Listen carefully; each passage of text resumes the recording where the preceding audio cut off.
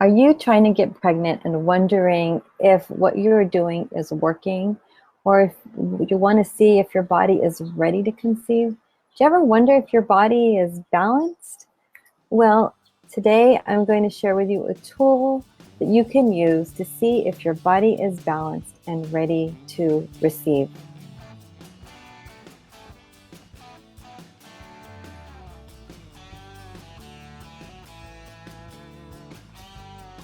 I am Denise Noyer-Erez, and my patients call me the Fertility Godmother.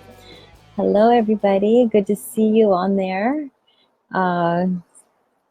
Please feel free to comment and say hello if you have any questions. I'd love to answer them. But I am the Fertility Godmother, and I get to help women and couples get their bodies balanced, ready, and healthy to have a healthy baby. I have been coming up now pretty soon, 17 years of celebrating my practice and working with women and couples just like yourself. And it is the most rewarding work I could ever do. Hey, Haley! Uh, and, because I get to see this amazing transformation of these women that come into my practice sharing their tears, their frustration, their pain. And I get to see that transform into these happy, joyous smiles and full of love. And it just is so, so fulfilling and warms my heart.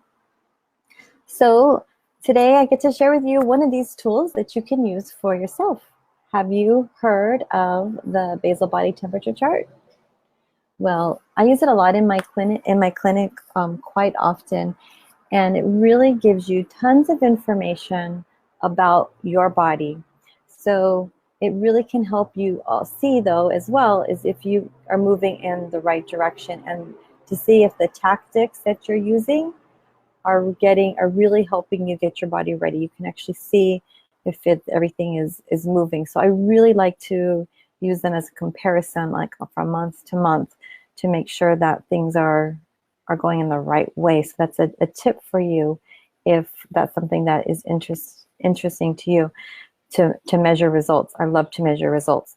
So, but if you're someone who, taking a basal body temperature chart is stressing you out, then this isn't going to be for you. But if you're somebody that likes to track that progress and really wants to understand what your body is telling you, this is an amazing tool. Okay, so first what you're going to do is, I'm supposed to pause this, turn that off, sorry. So first what you're supposed to do is, very first thing in the morning, you're going to take that thermometer, you're going to put it under your tongue. You can also insert it into the vagina. Whichever you choose to do, whatever you're most comfortable doing, is what you're going to do when you're consistently. So consistency is the key, right? So first thing you do before you roll over and hug your honey, take the dog out, go to the bathroom, whatever you need to do, you're going to take the 30 seconds and stick the thermometer under your tongue, take your temperature, and then you're going to jot it down. Okay, so it's important, if you can, to try to take your temperature around the same time every day, because that's going to give you the most consistent pattern. But if you feel like sleeping in, or you have an erratic schedule, then you just need to jot down what time you did take it, so that you can make the adjustments accordingly. Because if you do sleep in, most likely your temperature is going to be a little bit higher. So then you just need to make a mental note of it. Oh, it rose because I slept in, instead of something else is going on inside your body. So that can just make a big difference. So you want to do that, okay? What you're looking for when you do these basal body temperatures is you're actually looking for a pattern. So you should have a basic pattern. So I don't have one to show you. Sorry, but you're going to have, you take it on a temperature chart, and or there's a lot of great apps out there as well to help you, but I always need to see it on paper to see the whole pattern of it. So you'll have a baseline pattern, like before in your menstrual cycle to right before you ovulate, and it's going to be a little bit of a lower temperature in the follicular phase there. So you should see a little bit of a pattern, not too much movement in there. It would be normal. And then you'll have a little dip, and then you have a spike, and then the temperature should stay up. So that dip and spike, that's when you're ovulating. But you don't really know you're ovulating. The problem with the basal body temperatures is you don't know that you're ovulating until after you've ovulated. but it's going to give you, again, like information. So it's really used for information. And then the temperature should really stay up, right? Up higher, at least 5 degrees. More, sometimes more is better, but and you want it to stay up for a good 14 days after ovulation. So ideally, you're getting, you know, the 14 days follicular phase from your period to ovulation. You're ovulating around, actually getting your dip and spike around day 14, 15. And then you're getting the nice consistent luteal phase where the temperature is going to stay up higher. So when you do this, you can see a lot of different things if you're paying attention also to the signs of your body. So I believe your body tells you what you need to know. So you just have to kind of tap into that. So let's talk about what that means. Okay, so if you are, you know, ovulating early, then you're going to want to see a correction. You're going to want to see that follicular phase lengthen so that you can ovulate closer to day 13, 14. And you are going to also want to, same thing for the luteal phase, you can be able to track, or the post-ovulation phase, you can track how many days your cycle is after ovulation.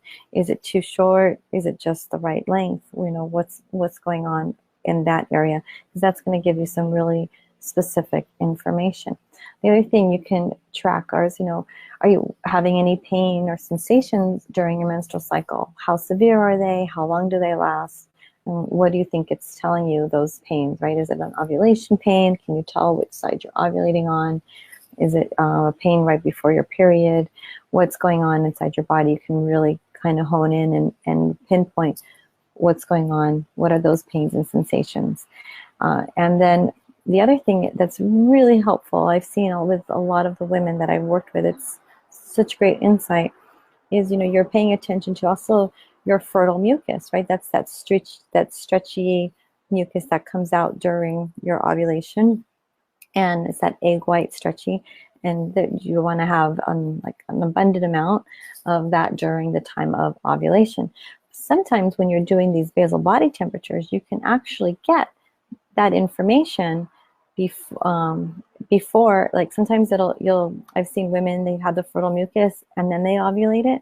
So you need to get that in sync. You need to get that at the right time. It's going to be really important for you to adjust that, so you can do things to correct that if that's the case.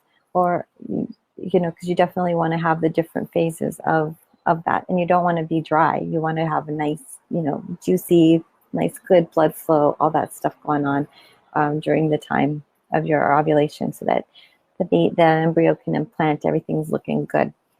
So those are some things that are really important and that can be corrected. The other thing is, you want to pay attention to how many days do you bleed in your menstrual cycle, and what color is the blood. And those are going to be some really key things for you to pay attention to as well, because it can really help you know you want to have at least 3 or 4 days. 4 is the best days of bleeding, and you want to have an ample amount, right? Because your body has to be able to produce a lot of blood to nurture a baby.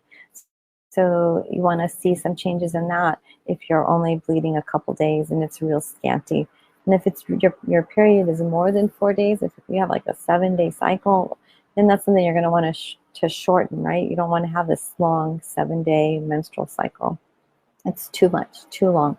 So those are some things, some really key things that you can look at. And you could look at that, you know, from month to month to see if there's been any changes. And that way you know that what you're doing is working. So one thing I've seen in the luteal phase is sometimes, you know, let me go back. I want to go back to the ovulation phase. So a lot of times you're supposed to get a little dip and then a spike up. So sometimes it kind of creeps up, right? So that's kind of a cue that says, all right, maybe you're not getting this really strong ovulation. So that would be something you want to work on. So that would be some really key information for you. But sometimes you go up, but then you don't stay up. You kind of drop early, even if you're cycle, and you kind of go up and down. You know, so that tells you some more information. So those are common patterns, and you can correct them. So I know this is not a science, but it's really such an amazing tool, and it's so fun to look at when you're seeing the changes and you're seeing the progression, because it's a process. You're getting your body ready. It takes some time to happen, right? Just like I always give the example of the fingernail being lost. It takes time to grow that fingernail out. It takes time for your body to heal.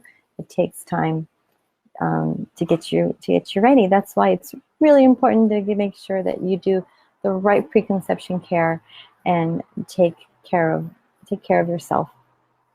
Some other things is I wanted to share with you is, let's see here. I'm looking at my notes. I think I got everything. So there you go. I think I covered everything I wanted to cover about the basal body. Oh yes, no, I missed it. Here it is. Things you need to, I thought I had a feeling that, here we go. Things you need to know that can alter the temperature. Okay, so this is very sensitive. Remember, it's not a science. But if you've had a lot of stress, if you've had some alcohol the night before, if you had a rough night sleeping, those are going to change your temperature readings. So you just make a little note on that on the chart so that you can see, so it makes sense. So if the chart does seem more erratic than it technically should be, you go, oh, well, I had a headache that night, or that day before. And maybe that's why my temperature's off. So it's important you can make those associations. It's not always such a problem. So remember, your body tells you everything that you need to know. Just start paying attention to it. All right, so if you like this video today, and then that means you're gonna love the next video that I'm gonna do week after week, and I would love it if you would just comment and share with me something so that I can continue to give massive value. I really wanna support you week after week. And if you can please send this video to one friend and give us a thumbs up, that would be great. That'll help me keep coming back and helping you and giving you this massive value.